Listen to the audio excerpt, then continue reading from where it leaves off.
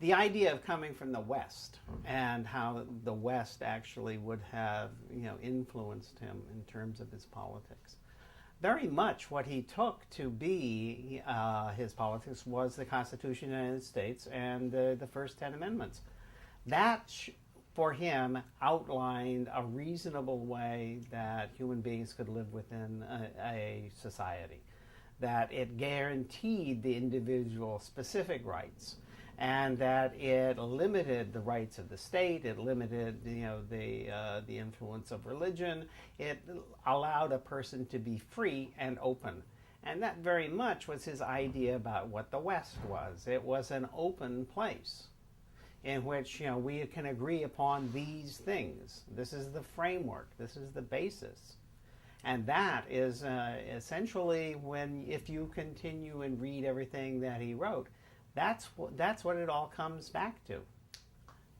My father in the Communist Party is one of those peculiar conundrums, because nobody can seem to understand why he was a communist. I think Eddie Dmytryk, who was one of the Hollywood 10, has phrased it, I don't know how Trumbo could be a communist, or became a communist, or was a communist. Why is that? I mean, why did Dmytryk find it hard to believe? Because he's so open to any kind of argument, any kind of thought, any kind of anything. He's not bound by an ideology. He's not bound by any of those things. And he regarded the Communist Party as any other thing. You can join it, you can quit it. It's entirely your choice. You can do whatever you want. So in effect, if you join the Communist Party and you don't like it, you should quit. You don't belong. And which is, of course, what many, many people have done. They would join for a specific period of time, decide it wasn't for them, didn't like it, and quit. Some people did that in the space of a week. Some people did it over a lifetime. But that's the variety of political experience. The Communist Party, among other things, it was, in effect, the most active political group. They were, better organized and, in a sense, did more. But also, the Communist Party carried with it a sense of risk, a sense of being farther along. He also refers, I believe, in one or two places to the idea that he saw trouble coming for people on the left and wanted to be part of it. In other words, many of his friends were members of the Communist Party, and he didn't want necessarily to feel separated from them. And I think that has something to do with it also. I believe, I know that Ring and Ian and Hugo were all members of the Communist Party before he was. So that's part of it also. Those are his friends. Those are the people he hangs around with. So that's another aspect of it. He did not have a plan for what the world should look like, nor did he wish to impose one. To help participate in what one could become is like helping the Writers Guild become the Writers Guild. That's part of it. And there are things that you're going to agree with, there are things that you are going to oppose. But the idea that he had a program for others it never occurred to him. My mother was the person that my father truly cared about in terms of what she thought of him. That was something that didn't really apply. He could in a sense get rid of other people in his life, but it was her that he kept. She was the person who gave him a moral compass in a sense.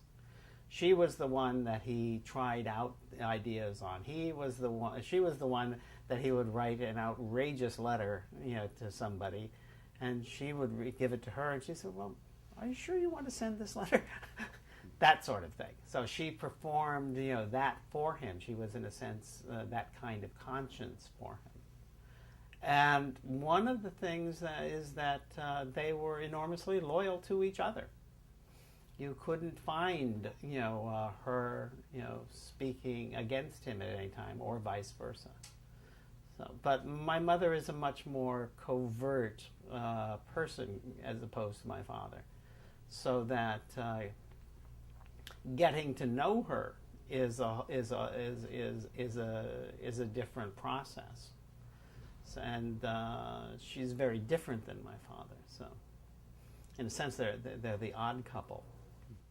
Now, actually, when my father went to jail, Nikki and I, we expected this to happen. That had been on the horizon for some time. And he was simply gone for 9 months. We didn't put an onus on, the fact that he was actually in a prison. So for us, life didn't really change much, except that he wasn't there.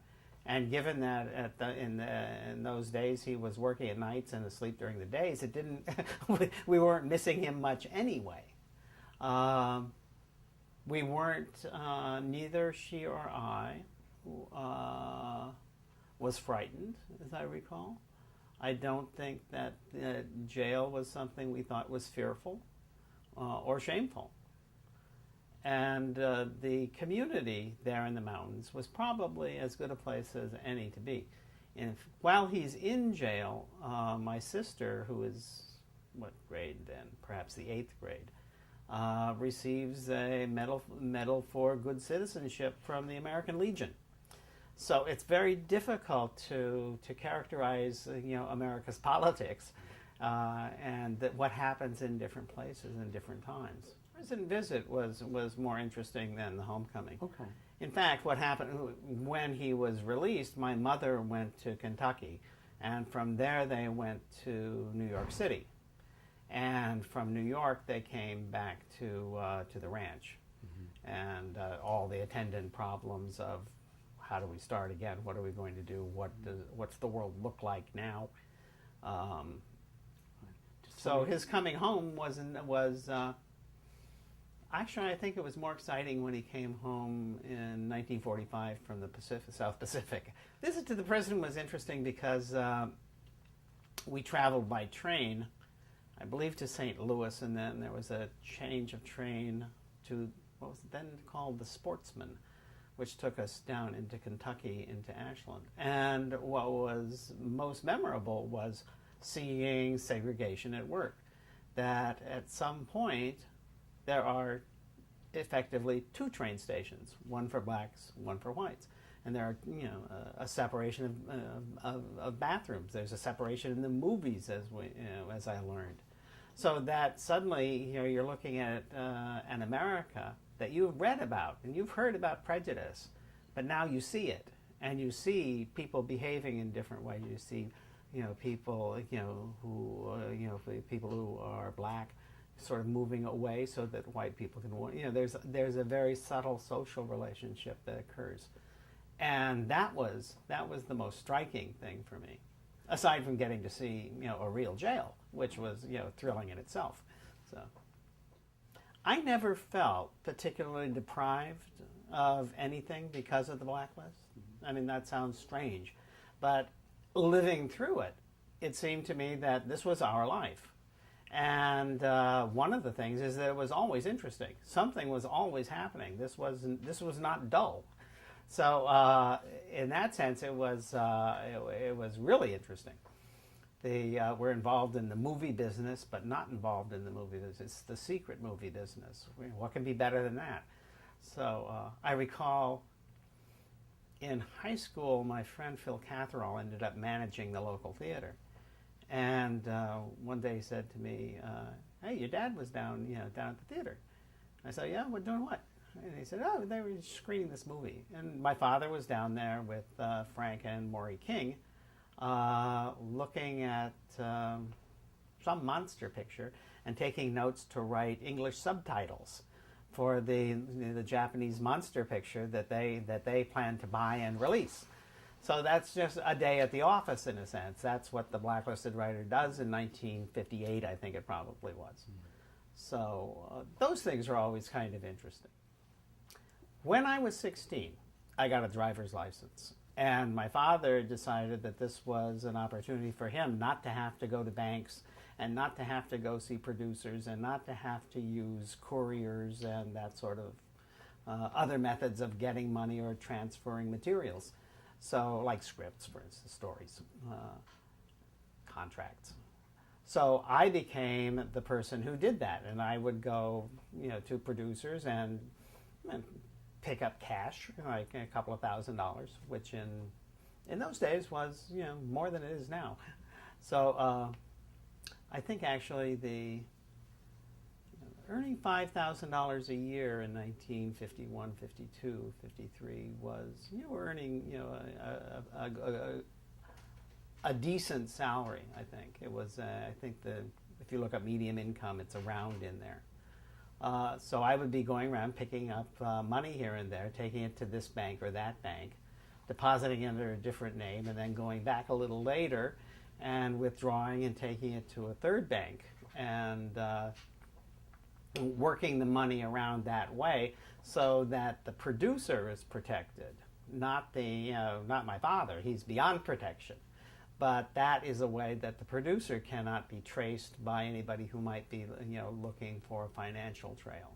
It's also a, sort of a ruse, to persuade producers of how safe they are. You see, I will take your money and I will move it to this bank and that they'll never be able to find you. Mm-hmm. I take the money or the cash or the check and deposit it in a bank, let's say the Bank of America in La Cañada.